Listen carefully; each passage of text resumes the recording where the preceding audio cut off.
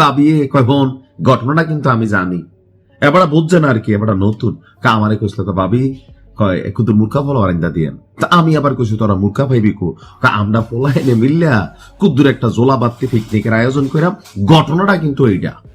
কিন্তু এখন কোথায় গেছে? ছাত্রদল নেতা মূর্খা লুট করতে আছে, ঘটনাটা বুঝছো নেই। হ্যাঁ, তো ছাত্রদল থেকে আবার বহিষ্কারও করছে।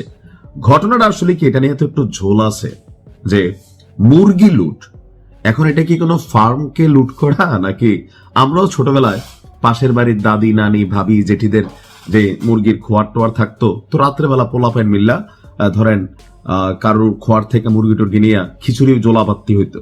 আবার অনেক সময় পুকুরের মধ্যে রাত্রেবেলা কিন্তু জাল মাইরা মাছ ধরতাম, কবে যে খবর আসে মাছ লুট।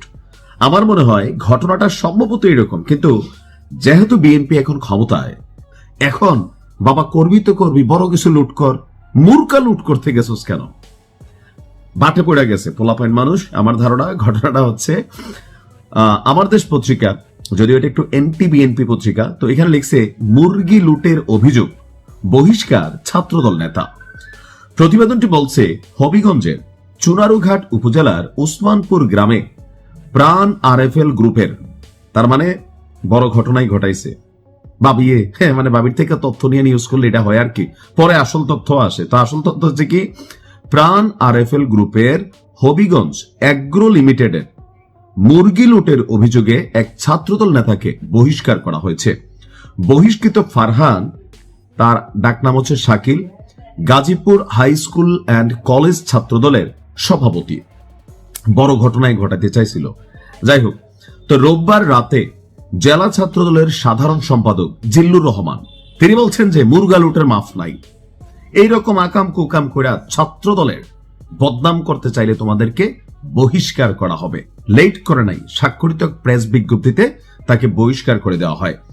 বিজ্ঞপ্তিতে বলা হয়েছে সাংগঠনিক শৃঙ্খলা ভঙ্গের সুনির্দিষ্ট অভিযোগের ভিত্তিতে চুনারুঘাট উপজেলা Hajipur high school and college ছাত্রদলের সভাপতি মোহাম্মদ শাকিল ফারহান মিয়াকে ছাত্রদলের সাংগঠনিক পদ থেকে বহিষ্কার করা হয়েছে।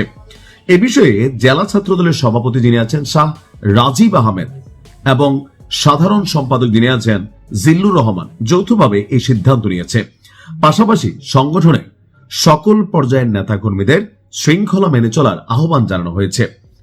গত বৃহস্পতিবার রাত আনুমানিক 10টার দিকে প্রাণ কোম্পানির একটি পরিবহন গাড়ি থেকে মুরগি লুটের ঘটনা ঘটেছে, আর এই ঘটনায় শাকিল ফারহান নেতৃত্ব দিয়েছে। আর এ ব্যাপারে চুনারুঘাট থানায় একটা মামলা দায়ের করা হয়েছে।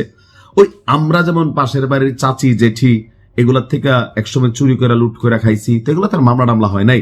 বাট যখন আপনি কোনো কোম্পানির গাড়িকে হাত দিবেন, এটা অন্যায়।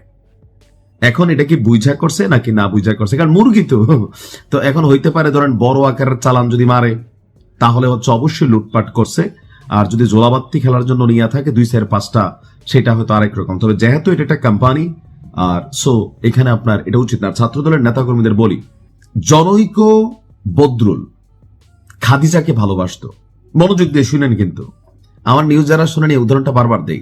জনৈক বদরুল তার এলাকার একটা মেয়ের নাম খাদিজা, খাদিজা বুঝছই নি তোমার স্যার আমার ঘুমাইয়ের না, বিয়া করতাম শাদী করতাম, সিলেটেরই কিন্তু।